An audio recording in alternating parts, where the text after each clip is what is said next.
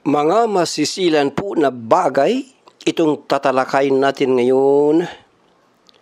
Kaya't Puera Malaysia, mga punto na kailangan talaga na malaman ninyo ang mga tumpak na ruling sa Islam. Dahil napakarami pa rin po ang kamuslimang nakalalabag sa mga ito. Samantalang ang mga ito po ay kasama sa mga mortal na kasalanan. Una, ang pakikipagtalik o pakikipag-sex ng mister sa puwet ng kanyang misis. Puera Malaysia po. Ano po ang hukom sa Islam? Pangalawa, ang pakikipagtalik ng mister sa misis na may regla. Ano po ang pambayad pinsala sa ganitong klaseng kasalanan? Pangatlo, ang pakikipagdiborsyo sa pamamagitan ng pagsabi ng lalaki sa kanyang misis ng paganitong salita. Tulad ka ng likod ng nanay ko. Na pinakamatindi po ito na declaration of divorce na may kaukulang bayad pinsala. At paano ang bayad pinsala sa ganitong kasalanan? Pang-apat po, napapaksain natin ang ipaapelyedo sa isang adopted na bata, ang apelyedo ng mister na nag-adapt. Pwede ba ito sa Islam o hindi pwede? Panglima na punto.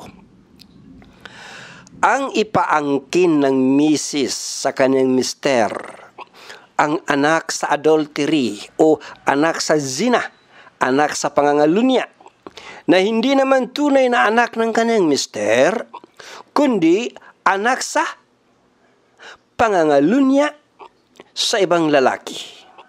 Ano ang parusa sa ganitong kasalanan? At pang-anim, kahit hanggang 6 lang na punto, ang tanggihan ng mister ang bata at sabihin niya na hindi na ito anak nang wala siyang katibayan sa paratang ng zina o pangangalunya sa kanyang misis. Ano ba ang parusa sa mister na mapaghinala sa misis nang walang sapat na katibayan? Ito po ang mga paksa, mga kapatid sa pananampalataya, na ating tatalakayin sa oras na ito. Lahat po ito mga mortal na kasalanan na kailangang malaman ng kamusliman kung gaano ba katitindi ang mga kasalanan na ito. At ano ang mga parusa at paano ang bayad pinsala sa ganito klase na mga kasalanan. Sige po, at umpisahan natin sa unang punto. Umpisahan natin sa tinatawag na vihar. Ano ba ang vihar? Ang vihar ay isang uri ng pakikipagdiborsyo, pakikipaghiwalay, na isinasagawa sa pamamagitan ng pagtutulad ng isang lalaki sa misis niya sa mga babaeng hindi niya kailanman maaaring mapangasawa, gaya ng kanyang sariling ina, kanyang kapatid na babae, kanyang anak na babae at iba pa. Paano ba naisasagawa ang vihar? Kapag po isinagawa ng lalaki ang vihar, ay kaagad na nadiborsyo niya ang kanyang misis. Ibig sabihin po, matik na po na magkahiwalay na ang mag-asawa. At hindi sila pwedeng magkabalikan. Lalong hindi sila pwedeng magtalik, hindi sila pwedeng mag-sex, hanggat hindi nababayaran ng lalaki ang bayad pinsala. Marami pa rin ang hindi nakakaalam nito. Kung kaya kailangan gawin nating number 1 ito sa listahan. Kapag nagsabi ang mister sa misis nito ng paganitong statement, makinig kayo mabuti mga mister, wag na wag ninyong bibiruin yung ganitong statement, ha? Pakinggan ninyo. Kapag sinabi mo mister sa misis mo ang paganito, ikaw, para sa akin, ay gaya ng likod ng nanay ko. Ay, napakatindi po iyan na declaration of divorce sa Islam. Para mo na ring sinabi sa misis mo na nanay kita, na bawal kita maging asawa. Ha? Isang salita lang iyan. Salita lang. Pero, kapag lumabas yan sa bibig ng lalaki, ay hindi lamang matik na divorce na silang mag-asawa, kundi ay hindi na sila pwedeng magkabalikan pa o makapagtalik pa hanggat hindi muna na igagawad ni mister ang bayad pinsala. Ganyan kabigat yan. Isang salita lang yan, pero napakalaki ng kanyang pinsala. Salita lang, ha? O di kaya ay paganito ang sinabi ng mister sa kanyang misis. Ikaw ay bawal sa akin na gaya ng pagkabawal ng babaeng kapatid ko. Ito po ay isa pang napakatindi na pagdeklara ng divorsyo ng lalaki sa kanyang misis. Itinulad niya ang kanyang misis sa kanyang kapatid na babae na bawal niya maging asawa. At iba pang mga katulad na statement ay ipinagbabawal ng Islam dahil nagdudulot ang mga statement na ito ng kawalang katarungan, kawalang hustisya sa babae. Hindi mo naman nanay ang misis mo. Ay bakit mo siya sinasabihan na parang nanay mo na siya, na bawal na siya sa iyo bilang asawa mo? Anong sabi ng Quran? Sabi ng Allah subhanahu wa ta'ala, Ba'da, a'udhu billahi minas shaytanir rajim. Alladhina yudhahiruna minkum min nisaihim ma hunna ummahatihim. In ummahatuhum illa allai waladnahum. Wa innahum layaquluna munkaram minal qawli wa zura wa inna allaha la'afuwun ghafur. Chapter 58 verse 2 Quranul Karim, malapit-lapit na pakahulugan. Yaong mga nagpapahayag ng vihar na kabilang sa inyo upang hiwalayan ang kanilang mga asawa, sila, ibig sabihin kanilang mga asawa, sila ay hindi maaaring maging kanilang mga ina ng dahil dyan. Ang kanilang mga ina ay walang iba kundi ang mga nagsilang sa kanila. At katotohanan, sila ay nagsasabi ng isang masamang salita at isang kasinungalingan. At katotohanan, ang Allah ang mapagparaya, mapagpatawad. Kapag ang lalaki ay nakagawa ng zihar o nabigkas niya ang mga kataga na iyan, ay bawal nang magsiping pa ang mag-asawa hanggat hindi nakabayad pinsala ang lalaki. Ganito kabigat ito. Ha? Hindi katulad ng ordinaryong divorce na madali lang magbalikan yung mag-asawa, magtalik lang sila, mag-sex lang sila, nagkabalikan na. Basta hanggat hindi natatapos ang grace period. Okay. Ganito katindi ang VR. Salita lang yan, ha? Pero napakatindi ang impact ng kapahamakan. At ano ang pambayad pinsala? Makinig kayo mabuti mga bro. Ang pambayad sala sa kasalanang vihar ay tulad sa pambayad sala sa nagtalik, nagsex na mag-asawa sa araw ng Ramadan. Alam natin na kapag Ramadan, sa araw po bawal kumain, bawal uminom. at bawal din po mag-sex sa araw. Ngayon kapag ang mag-asawa ay nag-sex sa araw, ang parusa, ang bayad pinsala sa mag-asawa ay number one option, pagpapalaya ng isang alipin. Sa panahon natin ngayon, wala nang alipin. Ano ang second option? Kung hindi kaya, magpalaya ng alipin ay pag-aayuno tuloy-tuloy ng 60 araw. Yan ang parusa. Yan ang bayad pinsala. Kapag nag-sex ang mag-asawa na araw ng Ramadan, at ito rin ang bayad pinsala sa kasalanan na zihar. Yung hiniwalayan mo ang misis mo na ang sinabi mo ay yung statement na sinabi natin sa itaas. Kung hindi kayang mag-ayuno ng 60 days na straight, tuloy-tuloy, magbe-break ka lang sa gabi, siyempre. Halimbawa, ang tao, ang lalaki ay may sakit, hindi na kayang mag-ayuno ng diretsong 60 araw. Third option, magpapakain siya ng 60 na mahihirap na tao. Yan po ang bayad pinsala. Hindi kayo pwedeng magtalik, hindi kayo pwedeng mag-sex dahil kapag hindi kayo nagbayad pinsala muna, ang inyong pagtatalik ay zina. Ang inyong pagtatalik ay illegal, illegitimate, adultery, pangangalunya, zina. Naintindihan mo? Ganito kabigat na kasalanan. Saan ang katibayan? Quran mismo. Malapit-lapit na pagkahulugan.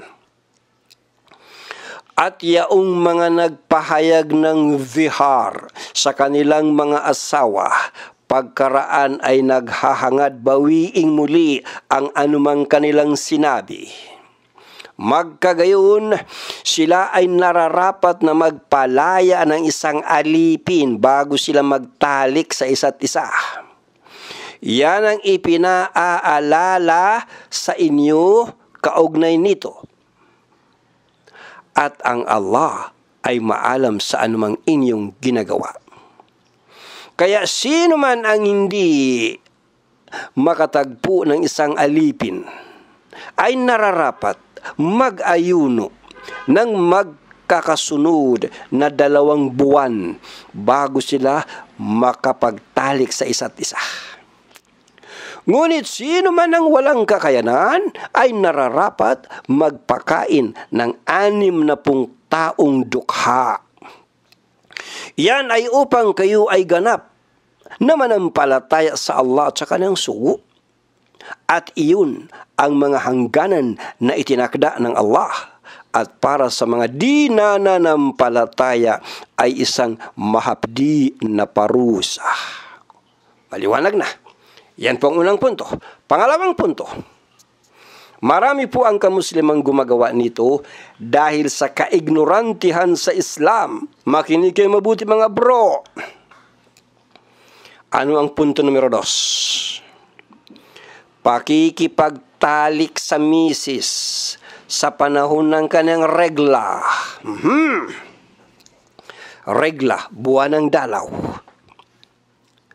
Haram na haram po magtalik ang mag-asawa sa panahon ng regla ng misis. Na kapag dudulot ng kasamaan sa lalaki kung siya ay makikipagtalik sa asawang may regla. Ano ba ang isinasaad ng Quran? وَيَسْأَلُونَكَ عَنِ الْمَحِيضِ قُلْ هُوَ أَذًى فَاعْتَزِلُوا النِّسَاءَ فِي الْمَحِيضِ وَلَا تَقْرَبُوهُنَّ حَتَّى يَطْهُرْنَ فَإِذَا تَطَهَّرْنَ فَأْتُوهُنَّ مِنْ حَيْثُ أَمَرَكُمُ اللَّهُ إِنَّ اللَّهَ يُحِبُّ التَّوَّابِينَ وَيُحِبُّ الْمُتَطَهِّرِينَ. Chapter 2, verse 222. malapit-lapit na pakahulugan. At sila ay nagtatanong sa iyo tungkol sa regla ng kababaihan. Sabihin mo, ito ay adha, kaya lumayo kayo.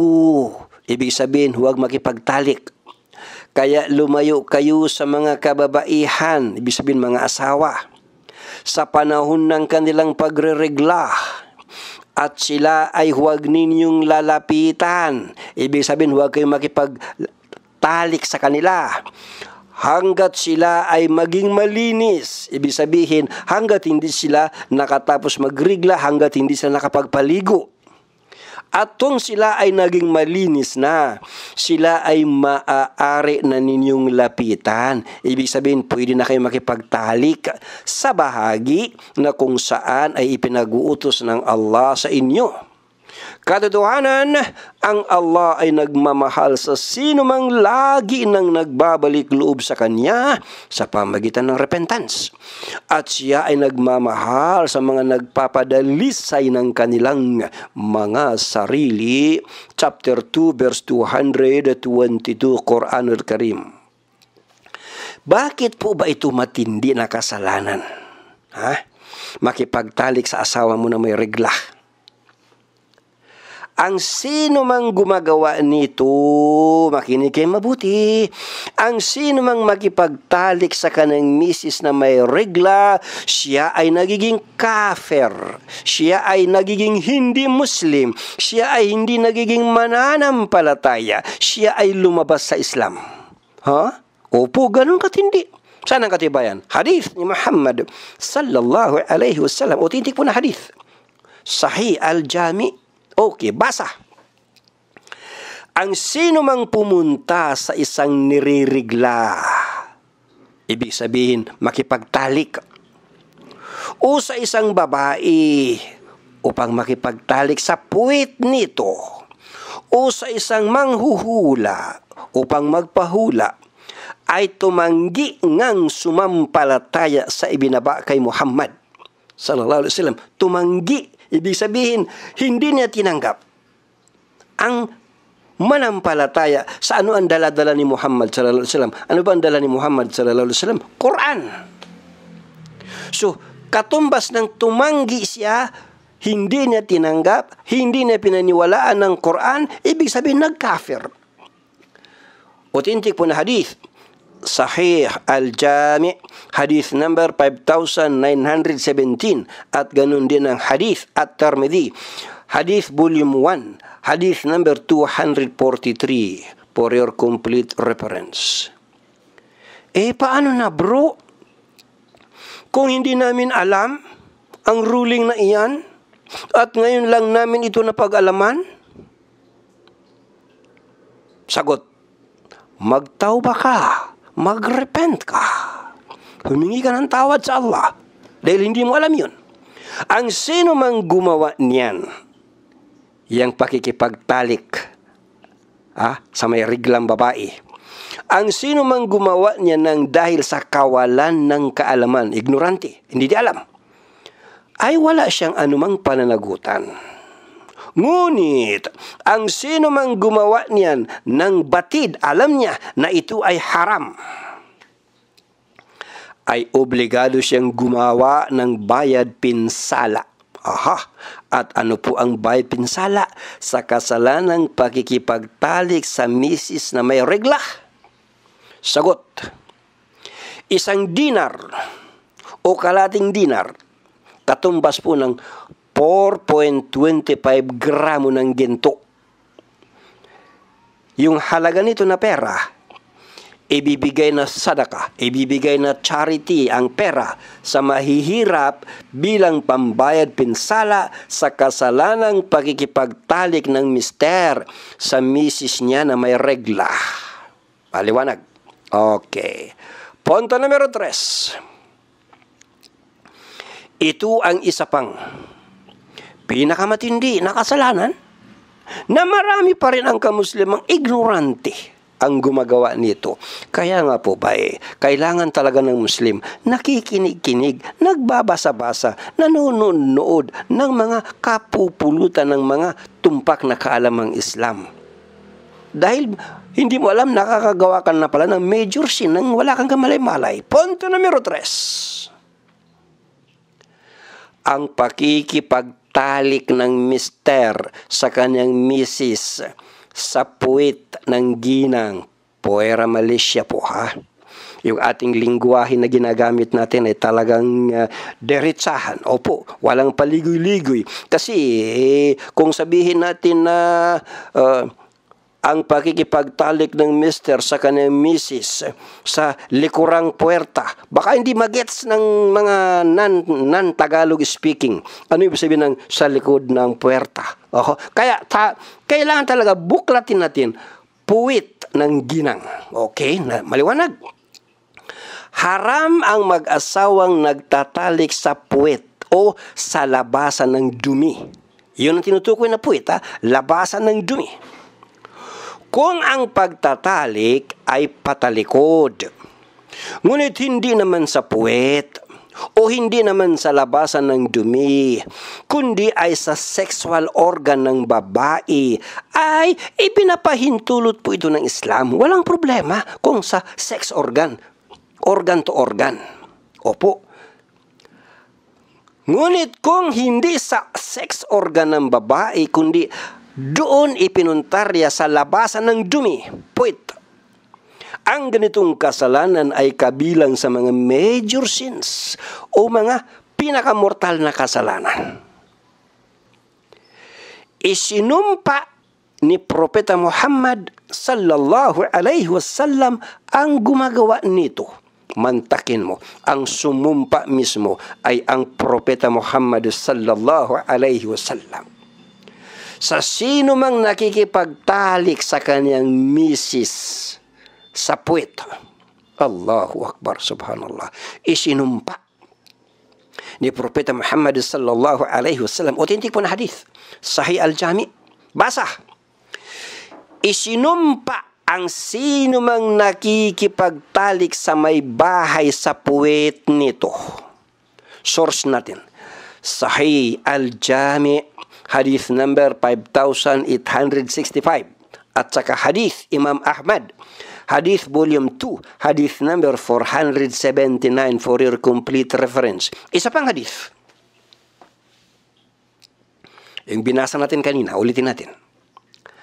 Ang sino mang pumunta sa isang niririgla upang makipagtalik, o sa isang babae upang makipagtalik sa puwit nito, o sa isang manghuhula upang magpahula, ay tumanggi ngang sumampalataya sa ibinaba kay Muhammad sallallahu alaihi wasallam. Hadith Sahih Al-Jami, hadith number 5917, at saka hadith At-Tirmidhi, hadith volume 1, hadith number 243 for your complete reference. Ngayon, may mga mister, mga lalaki na sa kaignorantihan kung saan nila na-pick up itong kaalaman na ito, may mga mister na nililin lang, dinadaya nila ang kanilang mga misis. At sinasabihan nila ang mga misis nilang ignorante din na pwede raw sa puwit. Dahil mayroon daw aya sa Quran na nagsasabi raw ng paganito, Nisaukum harthul lakum fa'atu harthakum inna syi'tum. Chapter 2, verse 223, Quranul Karim. Ang mga misis ninyo ay punlaan para sa inyo, kaya puntahan ninyo ang punlaan ninyo sa paraang gusto ninyo. Ibig sabihin, kahit na daw anong paraan na gusto mo, taniman ang misis mo ay pwede mo raw gawin. Kahit puwerta sa likod, kahit sa puwet. Allahu Akbar. Hindi ito po pwedeng ikatwiran. Yung verse na iyan, hindi mo po pwedeng gamitin na legitimate na dalil, legitimate na ebidensya. Hindi po.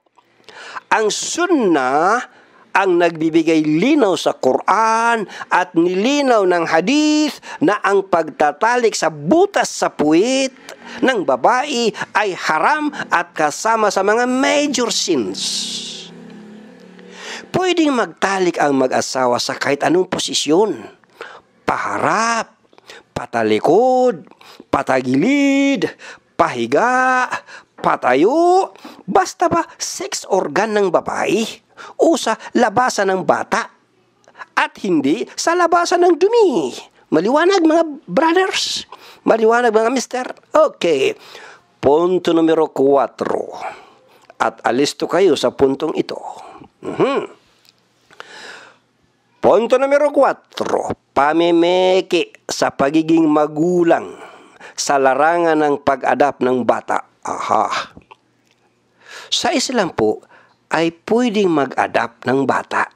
Pwede sa Islam ang adoption. Pero, bawal na ipangalan ang apelyido ng bata sa apelyido ng mga nag-adapt. Aha. Hindi po pwede na yung inadapt mong bata ay ipa-apelyido sa iyo. Bakit ito bawal? Ito ay haram, bawal, dahil ito ay nagbubunga ng maraming katiwalian at maraming kalituhan.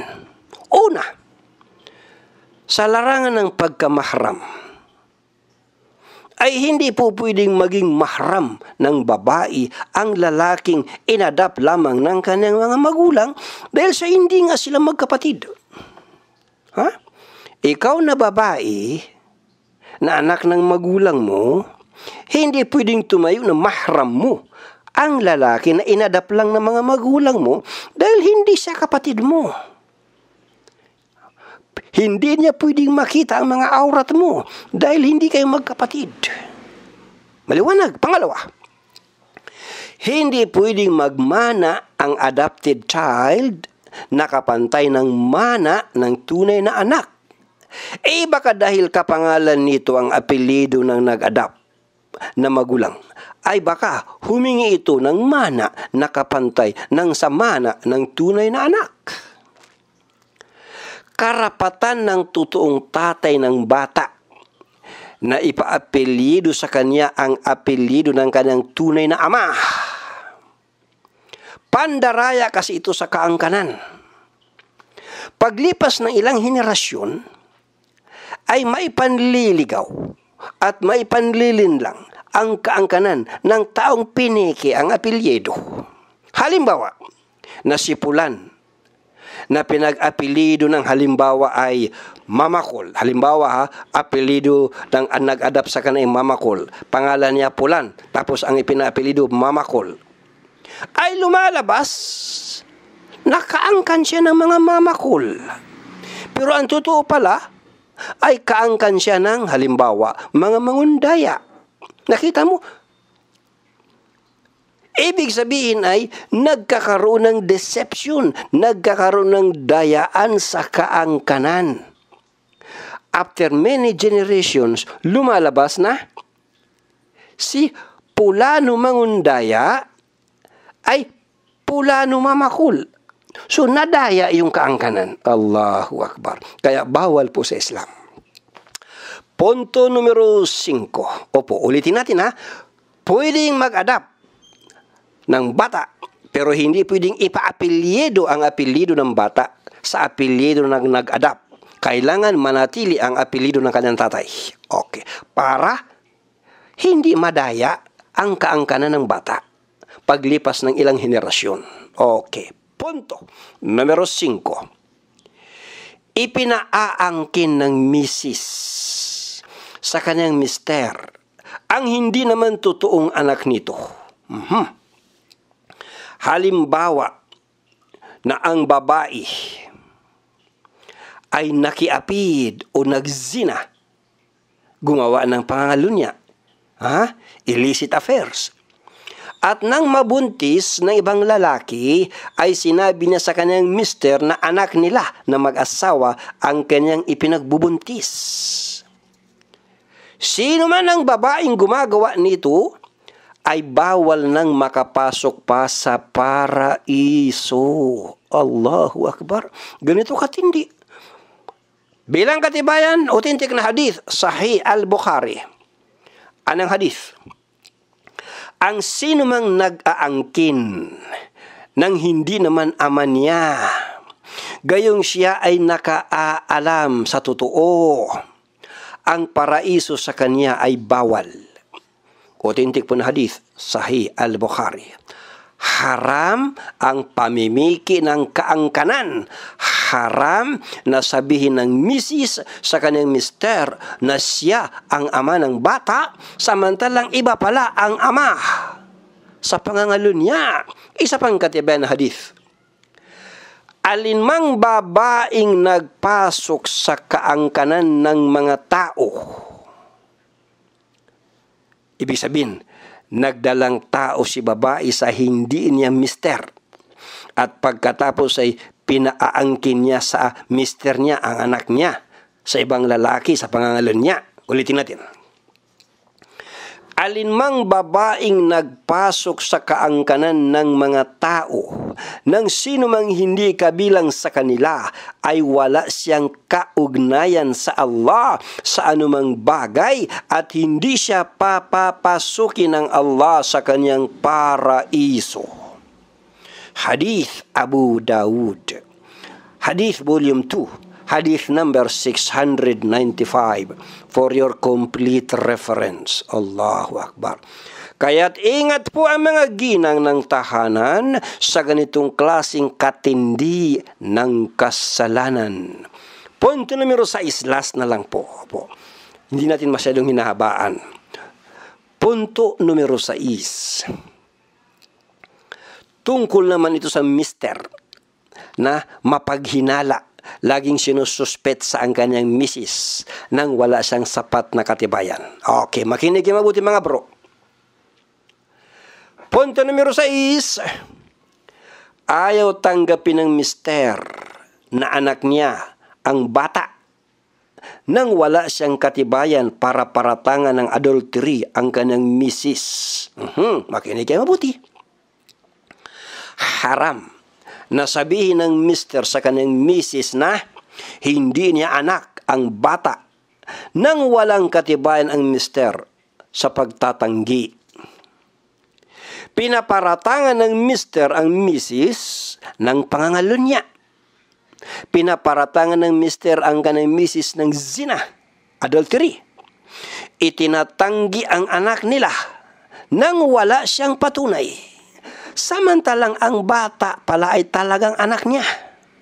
Anong sabi ng hadith? Makinig ka mabuti bro.